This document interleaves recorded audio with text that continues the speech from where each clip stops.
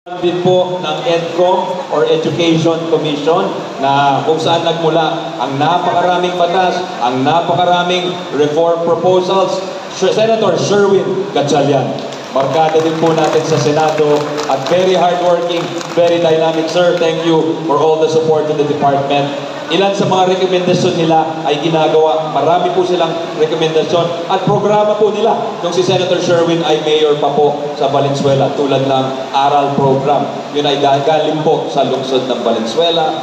At itong rekomendasyon na i-prioritize sa feeding yung mas mababang grades ay galing din po sa EDCOM. Napakarami po, napakaganda po ng kanilang mga rekomendasyon. Thank you po, Senator Sherwin. Sa ating mga kasama sa kabinete na magagaling at talubhasa sa kanilang mga larangan, Secretary Ted Orbosa, Dr. Ted Orbosa. Kasama po yan, partner, hindi lang po sa feeding, kundi sa pagbakuna. At ngayon, niro-roll out na rin po yung healthcare para sa ating mga teachers, para sa ating mga workers sa Department of Education. Thank you, Secretary Ted. Sa ating napakagaling at eksperto sa agham at teknolohiya, ang Secretary po ng DOST, Secretary Rene Solido. Marami rin po tayong partnerships dahil nais po ni Rene at ang ating mahal na Pangulo na gawing moderno ang ating mga silid-aralan, gawing moderno ang ating curriculum. Thank you, Sec. Rene. Sa ating napagaling na local government dito sa lalawigan ng Rizal, kaibigan din po natin, galing sa mahusay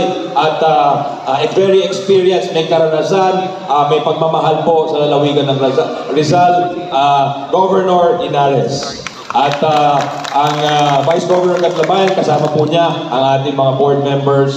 And of course, to the City of Antipolo, represented by no less than the Vice Mayor. Inaanak ko po ito sa kasal, Vice Mayor Randy Puno. Si Randy, graduate po sa Amerika yan at pwede magtrabaho po sa Amerika. Ngunit pinili niya na manilbihan dito sa mamamayan ng Antipolo City. Salamat, Randy.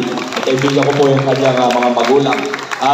Councilor Puno also studied abroad and chose to give back to the people of Antipolo City. Thank you. To Councilor Gatlabayan, ang nakasama ko po mga tatay nila. Anong ibig sabihin nun?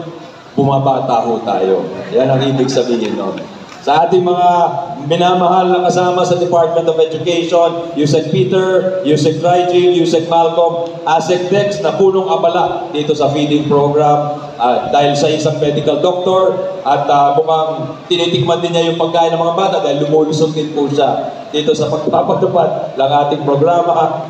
Yusek Vita Aldaba, Asek Edson C, Director Migs Mantaring, sa ating mga partners sa World Food Program, sa GIZ, GIZ ng isa rin si Mr. Noel and Mr.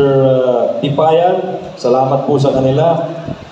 Kay President Milian of PEPSA, and of course to our partner agencies. Wala po dito si Secretary Kiko Tiu Laurel ng DA, pero nandito po ang kanyang mga heads of agencies, si Administrator Tony Andaya, nandito po kasama po natin. Yan ay kapartner natin at ang Carabao Institute at yung FNRI sa ilalim po ng DOST.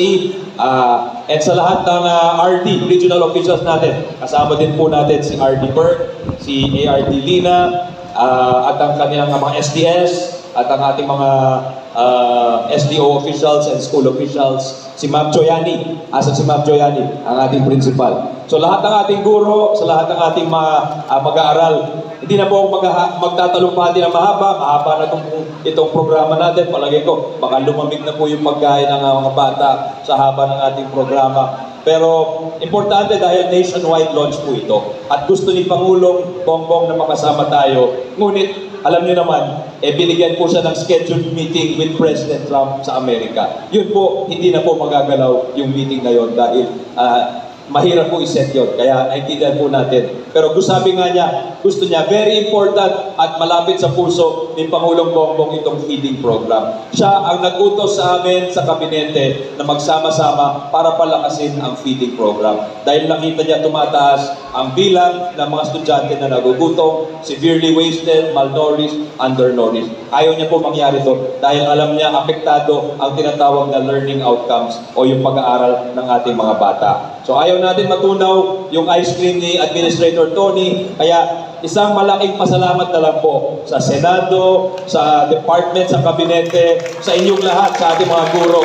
At syempre, magpasalamat tayo sa ating boss, sa ating leader, President Bongbong Marcos, dahil siya ang nagsabi, doblehin ang budget para sa school feeding. Siya ang nagsabi, mag-hire na kayo DepEd ng mga project development officers, ng mga administrative officers, para hindi na maghihirap ang ating minamahal na mga teacher. Unang-unang araw ko sa DepEd, first year anniversary ko po kahapon, sa DepEd, ang unang sinabi, naalala ko, sinabi ni Pangulong Marcos sa akin, please take care of our teachers. If we want to do anything good in our educational system, we need our teachers to be there and to be at the center of all reforms. Kaya sa ating mga guro, pinapadala ko po ang pagbati ng ating mahal na Pangulo at ang kanyang taus-pusong pasasalamat sa inyong lahat. God bless sa mga bata.